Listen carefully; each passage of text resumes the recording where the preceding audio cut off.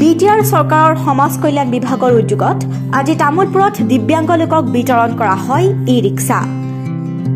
মানৱ সেৱা মিছনৰ দ্বাৰা বাক্সা আৰু তামোলপুৰ জিলাৰ মুঠ 20 গৰাকী লোকক আনুষ্ঠানিকভাৱে প্ৰদান কৰা হয় ই-ৰিক্সা। ইপিনে ই-ৰিক্সা প্ৰদানৰ পাছতে বিভাগীয়ভাৱে 30 গৰাকীতকৈও অধিক জ্যেষ্ঠ নাগৰিকক প্ৰদান কৰা হয় হুইল চেয়াৰ।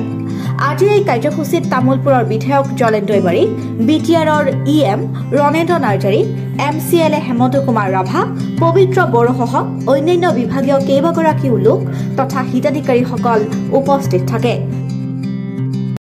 বিটিআৰৰ মানৱ সেৱা মিছনৰ জৰিয়তে আজি ইয়াত তামোলপুৰ, বাক্সা, গড়েশ্বৰ, নাগৰিজুলিৰ পৰা ইয়াত ই-ৰিক্সা আমাৰ দিব্যাংগসকলক ই-ৰিক্সা ইয়াত বিতৰণ কৰা হৈছে আৰু হুইল চেয়াৰ ইয়াত বিতৰণ কৰা হৈছে।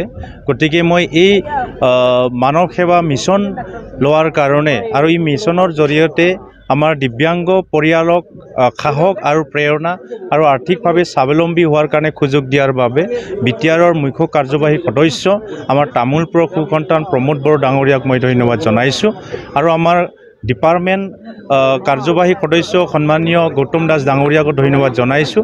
তেখেতৰো যি প্ৰশংসনীয় পদক্ষেপ ইয়াত আজি আমি ৰাইজে উৎফুল্লিত হৈছোঁ আৰু আমি কথা দিছিলোঁ ৰাইজক যে প্ৰতিটো স্তৰৰ ৰাইজক আমি আৰ্থিকভাৱে স্বাৱলম্বী হোৱাৰ কাৰণে ইয়াত কাম কৰি আছোঁ, উন্নয়নৰ কাৰণে কাম কৰি আছোঁ আৰু শান্তিৰ কাৰণে কাম কৰি আছোঁ আৰু অনাগত দিনতো আমাৰ এই প্ৰচেষ্টা সদায় অব্যাহত থাকিব।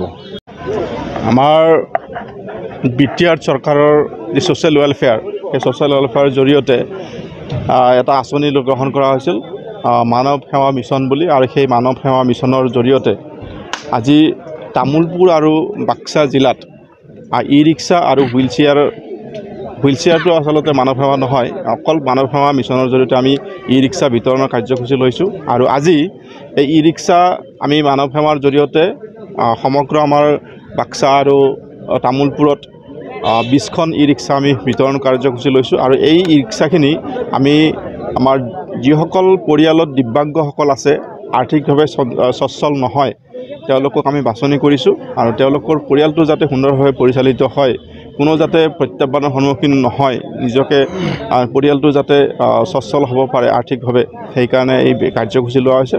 এইবাৰ নহয়, যোৱা বিগত আমি 3টা বছৰ আমি এই কাৰ্যসূচী লৈছোঁ আৰু ইতিমধ্যে এই বিতৰণৰ কাৰ্যসূচী লৈছোঁ। আগন্তুক আমাৰ যি 2টা বছৰ আছে, এই 2টা বছৰতে এই ই-ৰিক্সা আমি যাতে আৰু অধিক সংখ্যকভাৱে আমাৰ বিটিআৰ অঞ্চলৰ এই দিব্যাংগসকলক, পৰিয়ালসকলক আমি দিব পাৰোঁ, তাৰ কাৰণে ব্যৱস্থা আমাৰ মাননীয় প্ৰমোদ বড়ো ডাঙৰীয়াই ইতিমধ্যে গ্ৰহণ কৰিব বুলি আমাক আশ্বাস দিছে আৰু নিশ্চিতভাৱে হ'বলৈ সক্ষম হ'ব।